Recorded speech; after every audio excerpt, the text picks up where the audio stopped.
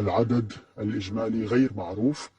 نحن الآن سوف ندخل برفقة الكاميرا لداخل هذه الصالة من أجل رؤيتها من الداخل. هناك بعض الأشخاص يعاينون المكان.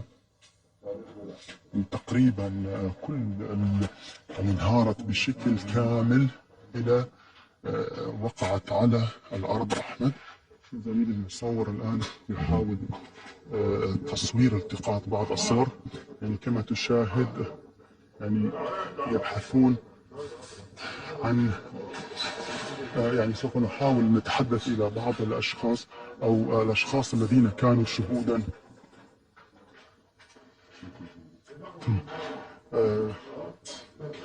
شنت موجود؟ انت شفت الحادثة بعينك صح؟ شنو اللي صار؟ بعيني. شنو اللي صار؟ هذول ساعدت هذا اللي يشتغلون البير على السقف ونزلوا الناس، يعني شغلة 3 ثواني. 3 ثواني صار نار قوي. نار صار قوي مو نار بعد. والناس ما قدروا يطلعون صح؟ والله قسم طلعناهم، يعني طلعت 7 8 يعني ساعدت الناس هواية بس ما قدرت، خنقت. صار اختناق صار. هي خنقت ما اقدر بعد طلع ما اخذ يعني ريح مال هذا الاحتراق. يعني هواية صعبة صح. صعبة والله، الله يعينه. شكرا أخي. أحمد يعني الحادثة وقعت، هذا أحد شهود العيان قال بأنها وقعت في لحظة واحدة، وسبب ذلك أن يعني هذه الصالة هي مصنوعة من مادة سريعة الاشتعال احترقت بسرعة، وحتى الأشخاص الذين لم يحترقوا بسبب الحادثة هم أيضا تضرروا بفعل الاختناق. يعني صالة صغيرة جدا فيها 700 شخص، وهؤلاء 700 شخص عليهم أن يغادروا قاعة صغيرة في كما قال هذا الشاهد العيان في ظرف ثواني معدودة. هذا كان غسان أيضا نعم جدا. عفوا فقط للتعليق على هذه الصور، وأيضا سنسألك عن موضوع الروايات وموضوع هذا الحريق وكيف حدث، لكن من خلال تحرك الكاميرا لم نشاهد، يعني هل شاهدت بعض الرجال هل هم من فرق الدفاع المدني، فرق الإنقاذ؟ هل هناك من سيارات إسعاف أم انتهت هذه المرحلة؟ هل هناك من رجال للأمن؟ وحسب ما فهمنا هناك تحقيقات بدأت، يعني نرى جموع من الناس تدخل هذه الصالة. نعم أحمد، يعني أنا الآن طرحت نفس هذا السؤال على أحد المتواجدين هنا، قلت له عن ماذا تبحثون؟ قال نبحث عن جثث. يعني أنا أيضا تفاجأت من الإجابة، لأن يعني عملية البحث هؤلاء كلهم مواطنون عاديون من سكان المدينة، وأيضا من يعني لديهم ضحايا، لكن يقول بأنهم يبحثون عن جثث. يبحثون عن جثث؟ نعم، جثث، مقتنيات، الموبايلات اللي باقي بعدهم حتى يعرفون، لأنه جثث ما موجود بس عظام، لا مسلك حيط واقع. يعني يوجد ناس مجرد عظام؟ مجرد عظام، نعم، مجرد القاط. أنا أشوفها وقعتين والحضور أكثر من 1000 أكثر. أنت شوف موجود؟ احنا لو وصلنا شوي الفجر اكو يعني بعد اجى ينقلون جثث، بس اكتظت المستشفيات بالموصف ونقلوهم على مستشفيات ثانيه على غير محافظات. تمام، شكرا. أحمد، يعني كما يقول هذا أحد الأشخاص المتواجدين هنا، يقول بأن الناس يبحثون عن هواتف أو عن مستمسكات أو أوراق ثبوتية أو كما قال يبحثون عن نظام، يعني وهو يقول 1000 لكن الرواية الرسمية يعني حتى الآن تقول بأن عدد المدعوين داخل هذه القاعة هم 700 شخص. يعني ربما أيضا يعني يزداد العدد أكثر من ذلك أحمد. يعني كما ترى الصورة هذه كلها كراسي، وأيضا الكراسي مصنوعة من الخشب، هي أيضا احترقت بسرعة كبيرة، والسقف أيضا انهار على الأرض في ظرف لحظات. غسان، هل هناك يعني حسب التحقيقات الأولية أو حتى ما أعلن من بعض المسؤولين وتحديدا من محافظ نينوى، قال بأن التحقيقات الأولية تشير إلى أن الحريق ناجم عن إطلاق ألعاب نارية داخل صالة الألعاب. هل هناك من أي أو مزيد من هذه التحقيقات؟ هل هناك أي فريق كان يتواجد للقيام بهذه الأعمال؟ نعم أحمد، الآن الفريق المتواجد هو فريق للدفاع المدني بالإضافة إلى سكان من المنطقة فقط. هناك مطالبات بفتح تحقيق لكننا لازلنا في ساعات الصباح الأولى، يعني هذا الأمر قد يستغرق وقتا. حتى أعداد المدعوين داخل هذه الصالة قد لا يكون حقيقيا، قد يكون اعتمدوا على رقم تقريبي ربما لعدد المدعوين، أو ربما اعتمدوا على رقم غير دقيق، وقد يكون الرقم أكثر من ذلك، خصوصا أن الأعراس يعني هي نوعا ما يعني كل الناس يدخلون إليها وليس بالاستناد إلى بطاقات دعوة، لأنهم كلهم يعني هم سكان مدينة واحدة ومن نسيج سكاني واحد وغالبيتهم أقرباء، يعني ربما هناك العدد أكثر من ذلك بكثير. لكن في الحقيقة الصور يعني مفزعة. هناك يعني ملابس وأحذية على الأرض، وهناك يعني كل شيء على الأرض. السقف هذا كنت أريد أن أسألك عنه غسان، عذرا نحن نتابع هذه الصور. هذه الأعمدة الحديدية هل هي تابعة للسقف؟ يعني كأنه الجدران والسقف منهار بشكل يعني كامل. صحيح أحمد، هذه الأعمدة هي دعامات السقف، لأن هذه القاعة هي مصنوعة من مادة تشبه الفلين، بالإضافة إلى مادة يعني صفيحة رقيقة جدا تصنع منها المساكن المؤقتة. وهذه التي تراها على الأرض، هذه الأعمدة هي ليست أعمدة موجودة، هي جزء من السقف وسقطت الآن. أعتقد زميل المصور يعني يلتقط الصورة لهذه الأعمدة التي هي دعامات حديدية تربط السقف مع بعضه البعض، كلها انهارت. يعني أيضا استمعت قبل قليل إلى شهادات قالت بأن الأشخاص الذين لم يحترقوا هم وقع هذا السقف عليهم، وهو دعامات حديدية يعني قوية جدا، يعني تقريبا انطبق عليهم السقف والجدران كلها أطبقت على كثافة سكانية كبيرة في ظرف قياسي جدا. كما قال قبل قليل أحد شهود العيان، قال في ثواني معدودات. وفي الحقيقة يعني الصورة مخيفة. نعم أحمد، نعم، ونحن نتابع معك هذه الصور. كبير من الكراسي أيضا. أحد يعني الروايات شهود العيان قبل قليل الذي تحدثت إليه قال بأننا وصلنا عند الفجر. هل هناك من صورة حتى يعني لو كانت ليست كاملة غسان عما حدث؟ أيضا يعني كما قال بأنه هم وصلوا إلى الفجر وكانت هناك محاولات لإنقاذ البعض. كيف ممكن أن نفهم متى حدث هذا الحريق؟ متى جاءت الفرق؟ كيف تمت العملية؟ موضوع الروايات لو ممكن أن نشرح للمشاهدين أيضا ونضعهم في صورة ما جرى. تمام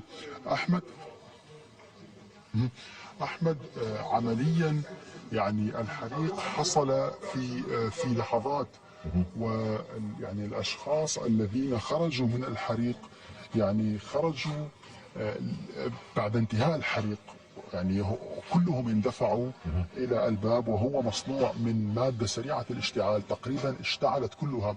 الأشخاص القريبون من الجدران يعني هم كانوا أكثر تضررا، والأشخاص الذين تمام. أنت أعتقد أنت يعني عندك حملة صح؟ شفتك شنو؟ تطوعية جنوب كل المحافظات، من البصرة بدنا 1200 كيلو. من البصرة؟ اي والله من البصرة. وشنو اللي صار؟ تقدر تشرح لي شنو اللي صار؟ والله اللي وصل منه حفلة عرس. لا قصدي يعني شلون صار في لحظة واحدة؟ شو تقول الألعاب نارية، شو تقول حريق، ما نعرف لحد الآن، متأكدين ولا متأكدين من الحصيل ولا متأكدين من الشيء الأكيد، لأن ماكو إعلان رسمي. يعني جهات الحد الآن ما عندنا إعلان رسمي، وتركوا ضحايا بعد ما لاقينهم يعني. المقتنيات بكل عندك نفس اطفال لقينا خلينا لك هناك. بس اطفال شفتوا بس. ايه بكل موجودين هزلتهم لك هناك اذا تريد. هناك فين الولد؟ لقيته علي هناك فين. تمام شكرا. أحمد يعني هذا أحد الأشخاص يقول بأنه يقوم بحملة من أجل تقديم إغاثة سريعة لهؤلاء الضحايا. سوف أحاول الاتجاه إلى المكان الآخر لأرى بنفسي ما يحصل. يعني أرى من أمامي أحذية وحقائب وملابس. تمام يعني حتى هذه يعني هذه زجاجة حليب لطفل أيضا، وهذا يعني يثبت ما قاله بعض شهود العيان بأن كان أيضا بين الضحايا أطفال، وبسبب وقوع الحادث في زمن قياسي أيضا هذا يفسر عدم قدرة الأطفال على الهرب، وأيضا عدم قدرة كبار السن على الهرب. سوف أحاول أن أقترب من هؤلاء الأشخاص لأرى إن كنت أستطيع أن أفهم منهم شيئا. أنت شفت؟ لا شنو اللي صار؟ بس بجملة واحدة شنو اللي صار؟ انتهى كل شيء. شلون أنت شكلك موجود؟ لا والله. ما كنت موجود. ايه أوكي شكرا. تمام أحمد. شو نسوي؟ أنت شكلك موجود؟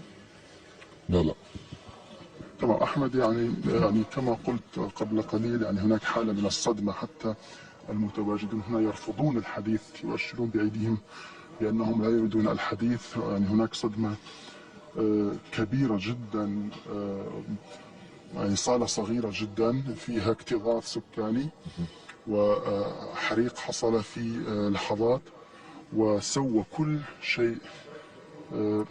بس أنا كنت سألتك عن سيارات الإسعاف، الفرق الطبية، تفضل أحمد. يعني في الخارج هل انتهت عمليات الإجلاء، الإخلاء، الإنقاذ؟ هل نعم. تم يعني كما نتابع معك أيضا هناك محاولة للعثور كما قال البعض للعثور على ضحايا يبدو أنها يمكن سقطت أو احترقت في هذا الحادث. صحيح أحمد. عمليا الآن لا يوجد فرق للإجلاء، لأنه لا يوجد أي شخص. إمكانية وجود أشخاص على قيد الحياة الآن هي غير موجودة. يعني الذين توفوا في لحظتها، والذين تم إسعافهم أيضا أسعفوا. ولكن يعني أنا أيضا متفاجئ بأن هؤلاء الأشخاص يبحثون عن عظام، كما قال لي أحد الأشخاص للحضور الذين احترقوا بشكل كامل. ولا أعلم إذا كان هذا الموضوع دقيقا أم غير دقيق. يعني ربما الفرق الطبية هي التي تبحث عن يعني هي التي تتابع هذا الموضوع وهذا ما كان مستغربا، لكن بسام، ربما في البداية يعني من خلال هذه الصور.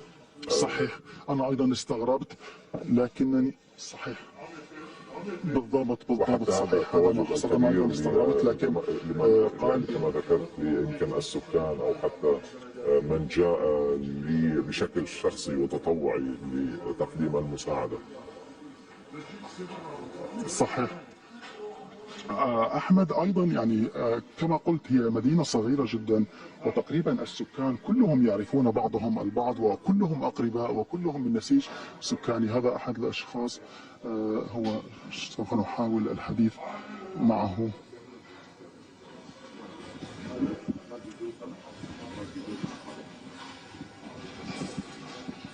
انا انطوري قناتك. تمام إذا أحمد سوف نحاول الحديث. السلام. ما الذي حصل؟ صراحة ما نعرف بس مجرد سمعنا انه صار اكو حريق بقاعة الهيثم، وطلبوا الاطفاء الدفاع المدني. كان اكو بها حالة بها حفلة عرس، والمدينة كلها طلعت على اجت على القاعة. اللي يخبر الدفاع المدني واللي الناس اللي جايين، وطلعنا اجينا هوني. يعني المسألة ما اتصور طولت دقائق، يعني كل المدينة ما نايمة. يعني من ساعة تصور كانت على 11 10 ونص 11، يعني كل المدينة ما نايمة لحد الآن. يعني فاضي كارثة، دقائق يمكن ما طولت وقبت الحرب. يعني صار يعني النار شيء فظيع. ما نعرف اي ملابسات، اي شلون صارت، اي شلون ما صارت، ما نعرف اي شيء عنه. يعني احنا وصلنا شفنا النار ماشي، يعني ماكله القاعة كلها، والناس كانوا طالعين يعني. هناك أشخاص يعني يجرون عملية بحث، على ماذا يبحثون؟ ما أتصور إنه يكون عندنا بعد جثث، ما أتصور يعني، لأنه الطب العدلي عندنا حاليا 81 جثة متوزعين على المستشفيات. عندنا جرحى بالمستشفيات، عندنا 4 مستشفيات بالموصل، وعندنا في مستشفيات أربيل، وعندنا في مستشفيات دهوك. فما أتصور العدد كان هكذا يعني. ما عندنا الإحصائية النهائية بعد يعني، ما ماخذين الإحصائية النهائية، بس ممكن يلقون يعني شيء صعب. ممكن يلقون الأطفال، ممكن يلقون، لأنه تعرف الأطفال ما تبين، وبالليل كانت يعني ظرف صعب جدا، يعني ظرف صعب جدا. هناك من يقول بأن العدد أكثر من 700. يعني اللي كانوا موجودين بالقاعة، اي نعم ممكن يكونوا 700، اي نعم، ما بين المصابين وما بين الميتين إجمالي الحضور. اجمالي الحضور، اي نعم كان هكذا. بس الحالات الوفاة الرسمية، حالات الوفاة الرسمية، لأنه هسه نحن جينا من الطب العدلي، حالات الوفاة الرسمية 84 الرسمية المسجلة. الإصابات أكيدا أكثر من 200، هذا شيء طبيعي. أما البقية كنا قدرت تطلع يعني، بس العدد الكلي بعد ما محصور. شكرا شكرا. تمام. إذا ربما أستمع إلى شهود العيان. أنت كنت موجود أثناء الحادثة؟ من كان موجود؟ كنت موجود أثناء الحادثة؟ كنت موجود أثناء الحادثة؟ أحمد يعني يرفض غالبيتهم الحديث، كما قال أحد الشخصيات هنا في هذه المدينة، قال بأنهم قد يبحثون عن أطفال، لأن الأطفال يعني حجمهم أصغر، وبالتالي فرضية أن يكونوا يعني قد يعني لا زالوا تحت هذا الركام يعني هي فرضية قائمة كما قال. لا أعرف مدى صحتها من الناحية العلمية، لكن هذا ما يقولهم. عمليا هناك ركام، هناك سقف على الأرض، هناك كراسي مكدسة فوق بعضها البعض ومحترقة الأجزاء الخشبية منها، وهناك حالة من الهلع في هذه المدينة الصغيرة. نعم أحمد. بس أنا كنت أريد أن أسأل حتى يعني قبل قليل يعني هذا المسؤول من أجريت معه المقابلة، حتى هو يقول رغم أنه كما قال كان في الطب العدلي وتحدث عن أعداد الضحايا وأيضا المصابين، لكن حتى الآن لا توجد رواية واضحة حتى من قبل المصابين، حتى من يتواجدون في المستشفيات. كيف نفهم ذلك دسان؟ هذا من جهة أخرى بالنسبة إلى يعني الحالات التي وصلت إلى المستشفيات، هل هناك أي معلومات متوفرة حولهم؟ نعم أحمد دعني أشير إلى أمر، بأن يعني ما حصل هو ليس شبيه بالزلزال مثلا لكي نجري إحصائية عن عدد سكان كل بناية ونعرف العدد الإجمالي أو التقريبي بنسبة كبيرة. هي صالة عرس وفيها مدعوين، وهم يعني كلهم مدعوون وكلهم سكان مدينة واحدة، وبالتالي إمكانية أن يكون عدد المدعوين هو يعني العدد الموجود فعليا أكبر من عدد المدعوين، هذا أيضا قد يكون قائما، خصوصا وأن يعني قد يكون هناك يعني عوائل كبيرة وفيها أكثر من فرد. وفعلا عمليا إحصاء عدد المتضررين سواء كانوا مصابين أو قتلى هي عملية صعبة. يقول قبل قليل استمعنا إلى أحد المسؤولين قال بأن عدد المسجلين في الطب العدلي، ولكن قد يكون هناك أيضا مفقودين لأن الحريق كان كبيرا وهناك أشخاص توفوا على الفور. يعني هذا يفسر لنا بأن هناك أشخاص غير موجودين في الطب العدلي لكنهم أيضا ليسوا من بين الناجين. عمليا يعني كل الاحتمالات تبقى مفتوحة أحمد، لأن الصالة صغيرة جدا وعدد الحضور كبير جدا، والصالة كلها منهارة على الأرض، السقف هو على الأرض والجدران أيضا على الأرض.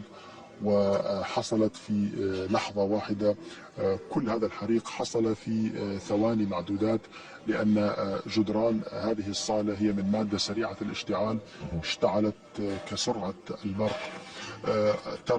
تراجع يعني الإحصائية الرسمية ليلا كانت 120 شخصا تقريبا، ثم تراجعت إلى أقل من ذلك.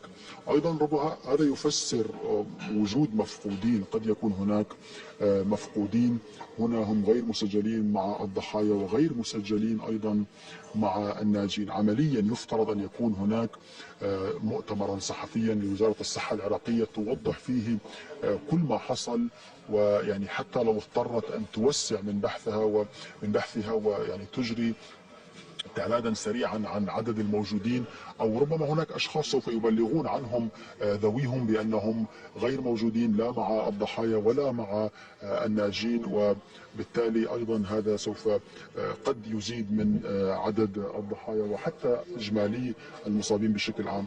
الهلال الاحمر العراقي قال بان عدد الاشخاص الذين اصيبوا بين القتلى وبين الجرحى هو 450، ولكن ايضا هذا الرقم قد لا يكون دقيقا، لاننا لازلنا في ساعات الصباح الاولى ولا زال الضوء. قبل قليل ظهر الضوء، والان ربما عمليه الاحصاء قد تكون يعني سهله اكثر، او قد تكون اقل صعوبه من ساعات الليل عندما يعني كان هناك يعني في الظلام، وايضا وايضا هذه القاعه هي منهاره، وبالتالي عمليه الاحصاء هي صعبه جدا. ايضا يعني احمد هناك موضوع اريد ان انقله، يعني حتى هناك روائح احتراق انا اشمها الان، يعني احتراق اجساد وليس احتراق يعني اقمشه او امتعه، يعني حتى هناك اشخاص يضعون كمامه، يعني هذه الرائحه موجوده، وبالتالي يعني هذا يفسر قوه الاحتراق، وايضا يفسر اسباب وفاه بعض الاشخاص على الفور بعد الحريق، من ضمنهم العروس والعريس توفيوا، وعوائلهم ايضا توفيت لانهم كانوا قريبين جدا من يعني هم في الجزء الاخير من هذه الصاله، ونحن الان واقفون امام الباب وهم في الجزء الاخير، وبالتالي هم يعني امكانيه خروجهم كانت مستحيله، وبالتالي توفيوا على الفور. حتى الان يعني هناك من يحاول لملمه او ترتيب هذا المكان من اجل ايجاد شيء او العثور على شيء. نعم يعني متابع معك هذه الصور بكل ما تحمله الكلمه من معنى. كنت سألتك عن أي بيانات رسمية، أي حضور رسمي أيضا، وكمان متابع يعني هناك وجود كما ذكرت غسان قبل قليل لفرق أو فريق من الدفاع المدني، لكن كمان متابع في الصور يعني يتم استخدام الأيدي، أدوات بسيطة جدا. هل هناك من تواجد لفرق غيرها؟ هل هناك من تواجد لآليات؟ وخاصة بأن رئيس الوزراء أوصى ب يعني كان هناك توجيه منه باستنفار الجهود حتى في الخارج. غسان، هل هناك من يعني خارج هذه الصالة هل هناك من تواجد رسمي أيضا؟ أحمد خارج هذه الصالة هناك سكان المدينة، بالإضافة إلى سيارات إطفاء منذ الليلة، يعني منذ الليلة الفائتة هي موجودة هنا، أطفأت الحريق وبقيت هنا. سوف نحاول الخروج من القاعة الآن. في الخارج هناك أناس يعني يراقبون ما حصل. هناك أيضا سكان للمنطقة. فيما يخص يعني تشكيل، في الإجابة على سؤالك أحمد، فيما يخص تشكيل فرقة، يعني بطبيعة الحال هذا سوف يحصل، وهو يمكن القول أنه يعني تحصيل حاصل، لكن ما الذي يمكن أن يفضي إليه يعني هذا هو ما يمكن يعني ننتظره. مثلا أحمد هذا الباب هو باب خارجي، هو يفضي إلى مدخل، والمدخل يفضي إلى إلى القاع، ولكن حتى الزجاج هنا محطم، مع أنه هذا الزجاج هو ليس يعني هذا الزجاج هو ليس هذه ليست جدران القاع، ولكن هي تفضي إلى مكان، وهذا المكان يفضي إلى القاع، ولكن أيضا ربما من هول الحريق أيضا تحطم زجاج هذه النوافذ. في الخارج يعني كما تشاهد أحمد معي في الصورة هناك اجتماع سكان هذه المنطقة يحاولون معرفة، لحد الآن هم لم يناموا على الصدمة، ولا نستطيع أن نقول لم يستفيقوا على الصدمة، ولكنهم يعني هم أيضا مصدومون من هول ما حصل. عمليا يعني بانتظار في التصريحات الرسمية رئيس الوزراء سنعود طبعا إليك غسان لتنقل لنا طبعا هذا المشهد وهذه الكارثة الكبيرة، وأيضا هذه الكارثة تلقي بظلالها بشكل كبير على يعني الحرائق التي يشهدها العراق بشكل عام، وهو ما قاله الدفاع المدني في شهر أغسطس تم تسجيل 19,000 حريق في عموم العراق، وهذا الحادث هو يعني كان هناك حوادث مشابهة كثيرة حتى في مؤسسات الدولة. سنكون طبعا معك من عين المكان في نشراتنا وبرامجنا اللاحقة. غسان خضر، شكرا جزيلا لك من مدينة الحمدانية، كنت معنا من هناك، شكرا لك غسان. مشاهدينا، وصلنا إلى نهاية طبعا هذه النشرة، كانت بالكامل تغطية لهذا الحريق الذي حدث في الحمدانية في العراق. طبعا سأوافيكم بآخر الأخبار والمستجدات، وبإمكانكم أيضا مشاهدينا دوما متابعة المزيد من الأخبار على موقعنا العربي.com. شكرا للمتابعة، إلى اللقاء. السلام عليكم خوتي، كنتمنى من الله عز وجل تكونوا في اتم الصحه والعافيه وانتم كتشاهدوا هذا الفيديو. مرحبا بكم معايا في فيديو جديد واخبار جديده. العراق يعلن حصيله جديده لضحايا حريق حفل الزفاف وايقاف 9 اشخاص. خليكم معايا باش تعرفوا كل التفاصيل. زفاف في قضاء الحمدانيه بمحافظه نينوى شمال العراق، كما أعلنت إيقاف 9 أشخاص على خلفية الحادث الذي عزته إلى مخالفة قواعد السلامة. وقدمت المصادر الرسمية العراقية أرقاما متفاوتة لعدد ضحايا الحريق الذي يعد من بين أسوأ الحرائق التي شاهدها العراق في السنوات الماضية. فقد قال وزير الداخلية العراقي عبد الأمير الشمري إن آخر إحصائيات سجلتها مديرية الصحة في محافظة نينوى هي 93 قتيلا وأكثر من 100 مصاب، بحسب ما نقلته عنه وكالة الأنباء الرسمية. ومن جهة أخرى قال وزير الصحة العراقي صالح المهدي الحسناوي للجزيرة إن الحريق في قضاء الحمدانية خلف ما لا يقل عن 87 قتيلا وأكثر من 100 مصاب، مضيفا أنه تم تشكيل خلية أزمة تعمل على مدار الساعة بشأن الحريق. وقبل ذلك قال رئيس الخلية الإعلام أمني بالعراق سعد معين للجزيرة إنه 93 شخصا قتلوا وأصيب 100 في الحريق. وأضاف المسؤول العراقي أنه لا مؤشرات على وجود قصد جنائي في حريق الحمدانية. وتابع سعد أنه 9 أشخاص ألقي القبض عليهم، وتم إصدار مذكرة توقيف بحق 4 آخرين هم ملاك القاعة التي اندلع فيها الحريق. وفي وقت سابق اليوم ذكر محافظ نينوى نجم الجبوري أن ما لا يقل عن 114 شخصا لقوا حتفهم وأصيب 200 جراء الحريق. وأضاف الجبوري في تصريحات للجزيرة أن التحقيقات الأولية تشير إلى أن الحريق ناجم عن ألعاب نارية داخل القاعة. أما الهلال الأحمر العراقي فأعلن عبر حسابه الرسمي في الفيسبوك أن الحادث خلف 450 ضحية من دون أن يحدد عدد القتلى والمصابين. ومن جهة أخرى فيما يتعلق بملابسات الحادث وأسبابه، قال مستشار رئيس الوزراء العراقي للجزيرة إن ضحايا قضوا نتيجة للفساد وسوء الإدارة في السنوات 20 الماضية، مشيرا إلى أن هناك تحقيقات وإجراءات تنفيذية وإدارية لضمان عدم تكرار مثل هذه الحوادث.